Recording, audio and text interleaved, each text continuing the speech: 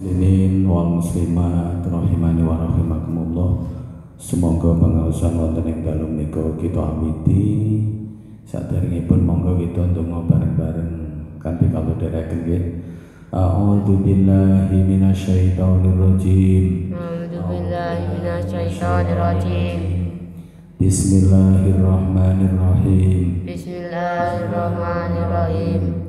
Allahumma inni a'udzubika min ilmin la yanfa wa qalbin la yusha wa amalin la yurfa wa du'ain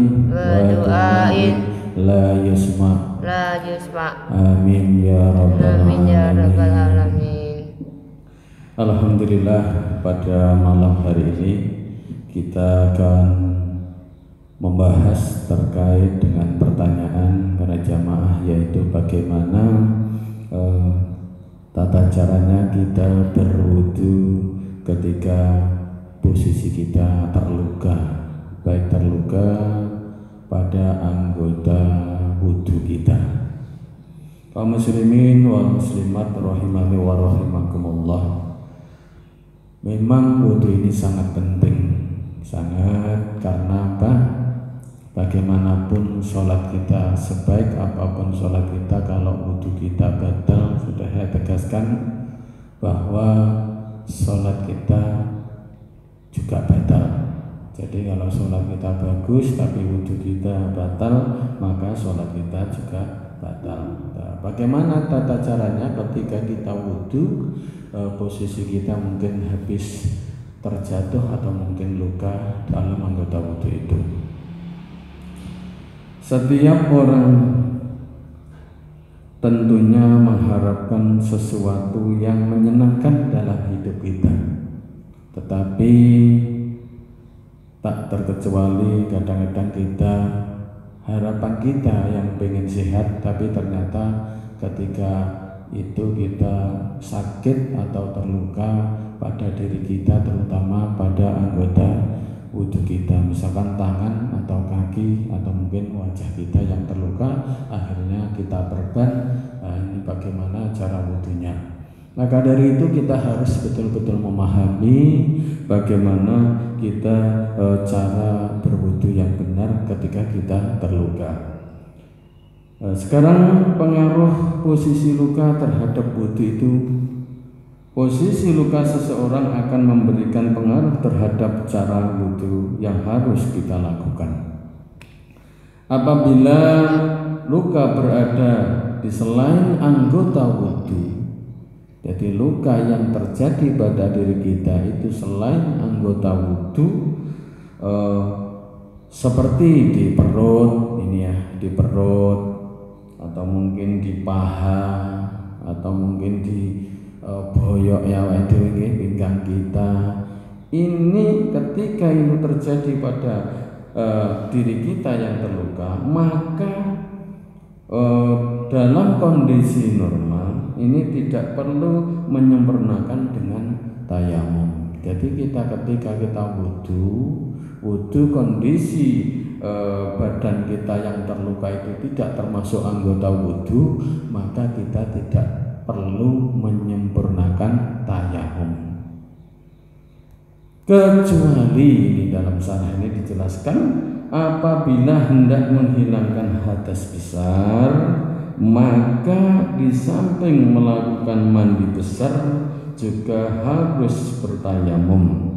Tayamum ini harus selalu diperbarui setiap hendak mengerjakan sebuah kefarduan.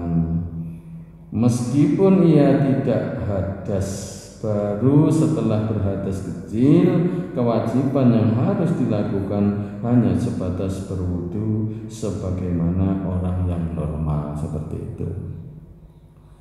Jadi kaum muslimin wal muslimat, jadi pada penjelasan ini ditegaskan bahwa kita misalkan mau berwudu wudhu, meskipun kita terluka, tapi terluka di selain anggota wudhu, misalkan perut, paha dan sebagainya, itu kita tidak harus menyempurnakan dengan tayamum. Jadi wudhu saja kita sholat sudah bisa. Apabila luka berada di anggota wudhu, ini yang menjadi permasalahan yang harus kita pahami ya. Apabila luka berada di anggota wudhu seperti di tangan ya, misalkan di tangan ini, jadi setelah sikut sandure sikut niki nggih, sangat sikut niki nggih, niki. Ini atau mungkin di wajah atau di kaki. Nah, seperti ini ya, maka itu dan dikhawatirkan luka tersebut akan menimbulkan dampak negatif apabila terkena air. Nah, jadi ya, misalkan luka ini di tangan atau di wajah, tetapi kalau kita nanti berwudu, dikhawatirkan kalau kena air itu mengkhawatirkan pertama dapat mengancam nyawa kita. Ya, jadi dapat mengancam nyawa kita atau dapat menyebabkan anggota tubuh tersebut tidak berfungsi, misalkan kena air. Atau mungkin semakin bertambah parahnya penyakit. Misalkan kita terluka, kalau kena air itu semakin, misalkan luka berat, kalau kena air kan akhirnya semakin nyemerumuh lah, penyakitnya semakin parah. Nah, atau mungkin lamanya masa penyembuhan, dan selanjutnya akan timbul bekas luka yang membuat dia malu ya, itu membuat luka, misalkan nanti timbul kalau kena air akhirnya timbul luka yang jelek pada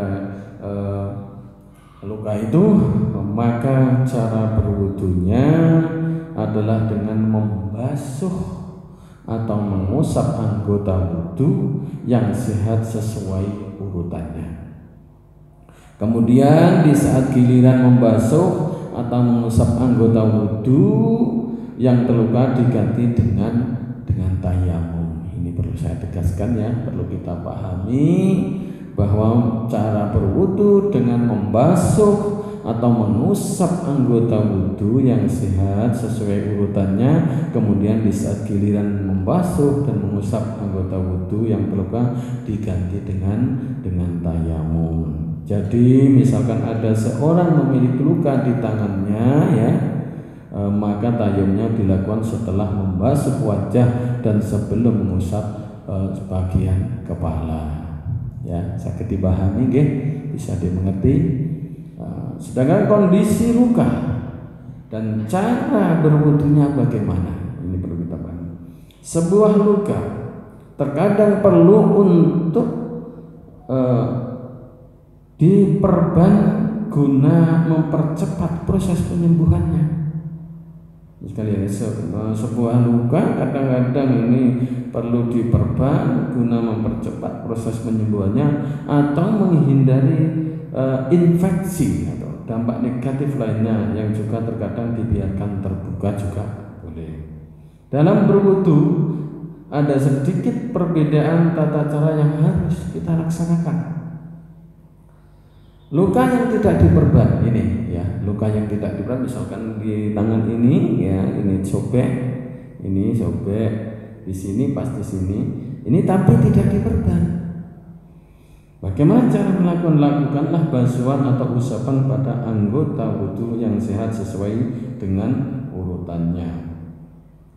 Di saat memasuki anggota wudhu yang terluka ini, lakukanlah tayamum sesuai dengan tata cara yang telah saya jelaskan bab tayamum di sebelumnya. Apabila luka berada di anggota tayamum, maka luka tersebut harus diusap dengan debu selagi bisa. Apabila tidak bisa karena terdampak negatif, maka cukup dengan mengusap bagian yang terluka dengan debu, namun dia harus mengulangi sholatnya karena wudu dan tayamumnya itu tidak sempurna. Ini perlu dipahami ini.